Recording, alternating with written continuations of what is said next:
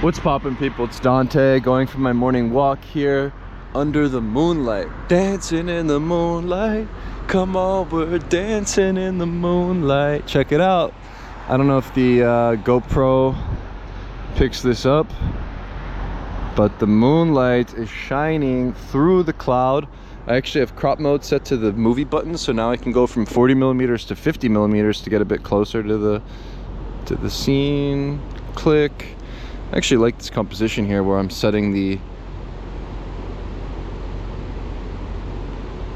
moon and those two windows that are on that building with the light offset to the left hand side. And yeah, the beauty of using a compact digital camera with an LCD screen is that, yeah, you can review the photograph on the back and zoom in, check it out, see if it's okay. Honestly, the point isn't to make a perfect picture, but to kind of just experiment, to tinker, to have fun. Wow, look, I could even come back from this angle and do a horizontal frame. That's different. Maybe I can even include some of the artificial light from this lamp on the right hand side, it seems. That's kind of cool. Let me play with that. Yeah, just making these weird early morning photos brings me lots of joy. It's like my favorite time of the day is certainly during the sunset. However, sunrise can be interesting. Unfortunately, I'm not really catching the sunrise as much as I try to these days. I'm actually catching dawn where I get moonlight, and I don't know, maybe that's a good thing because I don't like photographing at night. So this essentially provides me with an opportunity to make photographs in low light situations that I otherwise won't actually have the opportunity of partaking in. And I think that, yeah, I don't really enjoy the nighttime. I don't really enjoy the dark. I don't like the absence of light or sunlight. And the reason being, sunlight provides warmth. Sunlight provides the canvas for me to draw upon, which is the world, and the light is my medium, right? So when I have no light, when I have just moonlight or artificial light, you know, it's not as appealing to me, right? These kind of sources of light don't necessarily do it for me,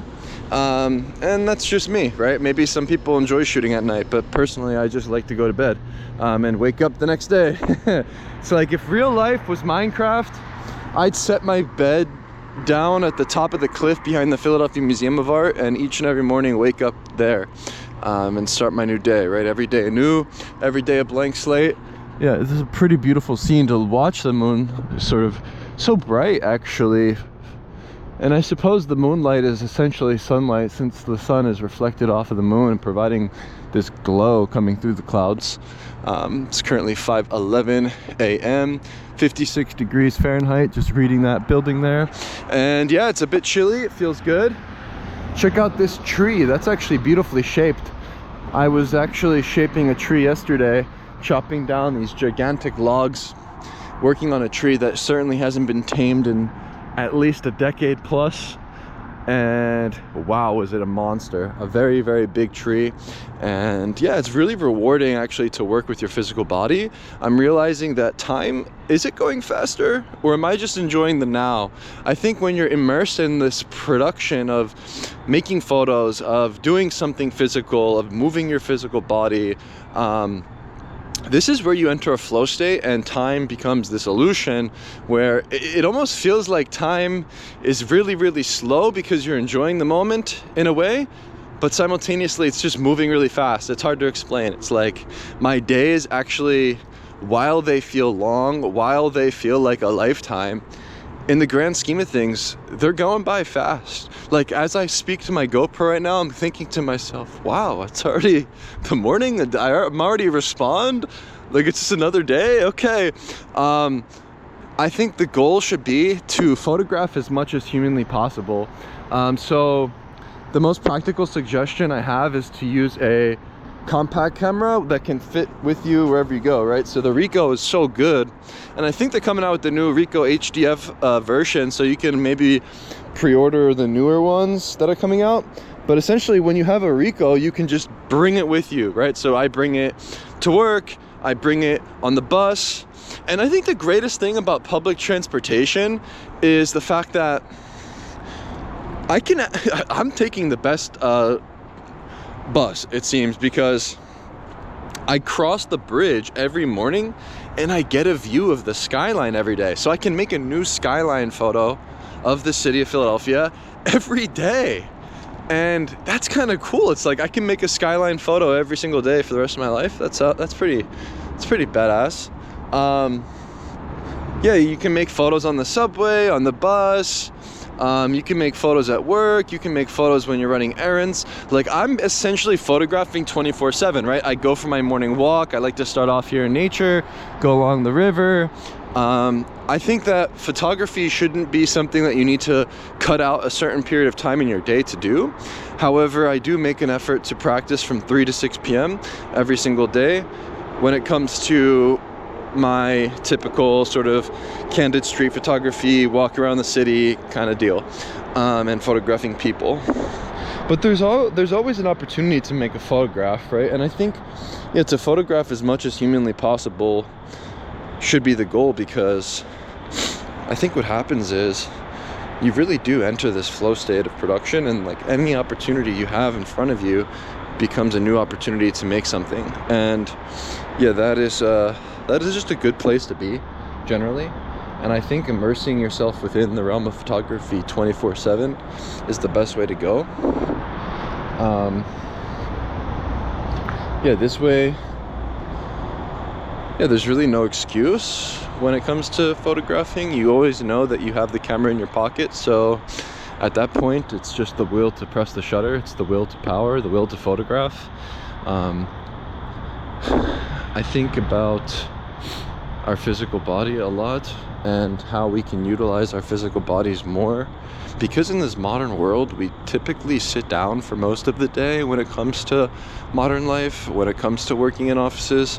I would suggest highly, it seems the most optimal strategy to living in a city is to not work in these offices, but to actually work outside, work in a park, do something physical, because it is actually something, as a man, I can only speak for men, it's actually fulfilling. Like, I don't know about you, but I can't necessarily sit around and take orders from some guy that wants me to make a presentation with a slideshow, or fucking like go in a Zoom call, or like do all this kind of tedious labor. Or like, to me, that's labor. It's like labor isn't a physical thing. Like, you think of physical labor, like, oh, construction, chopping down a tree, you know, paving the roads. Like, these are hard jobs, but I think actually like a hard job, like something that requires your body to be utilized throughout the morning, throughout the evening, or the afternoon, is much more fulfilling for man.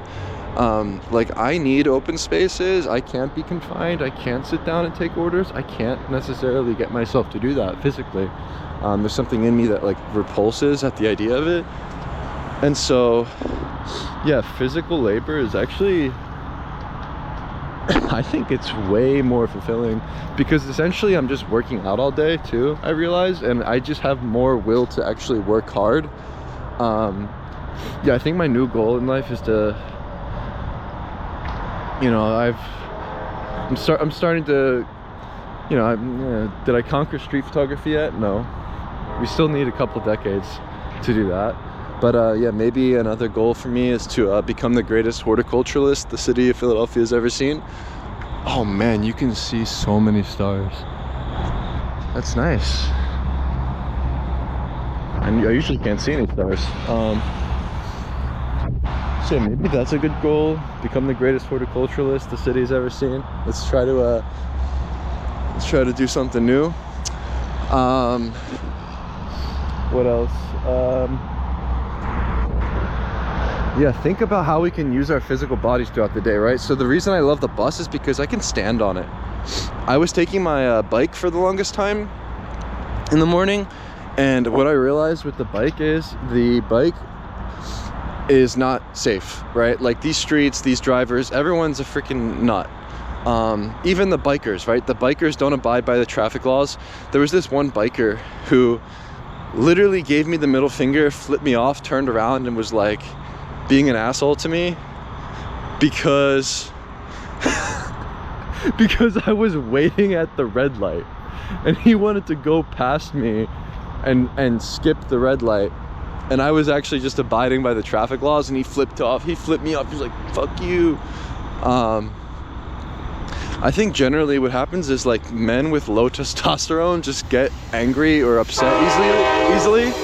Like for instance, I saw Mark Cohen on the street and I started to photograph the back of his hand as he was walking. And as I photographed his hand, I was having a lot of fun with it. And I showed him the photograph. And as I held my Ricoh in front of him to show him it, he literally grabbed my Ricoh with my lens open and was like, this can happen to you. Like, he literally grabbed my camera and assaulted me, and it was like, my camera could have freaking broke. And what you realize is a lot of these masters of photography as they get older are just grumpy old men, really boring. They're just like these old assholes. And it's kind of funny because he's supposed to be one of the most bold, daring street photographers of all time who, you know, shot with a flash, aggressively, without permission, blah, blah, blah. So you would think it requires all this courage and fearlessness, but actual courage comes from the heart, not your ass. And when you recognize how an artist is, I don't know if it's possible to separate the art from the artist. It's kind of funny. It's like, yeah, these guys just become old, grumpy, and miserable, but I think you can't blame them because as you age, your hormones become imbalanced and your testosterone lowers.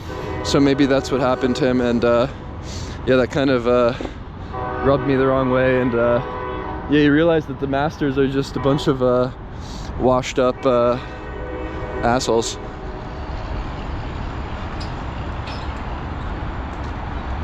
Yeah, I think true courage is from the heart, not the ass. And ultimately, yeah, I thought it was just like a funny anecdote.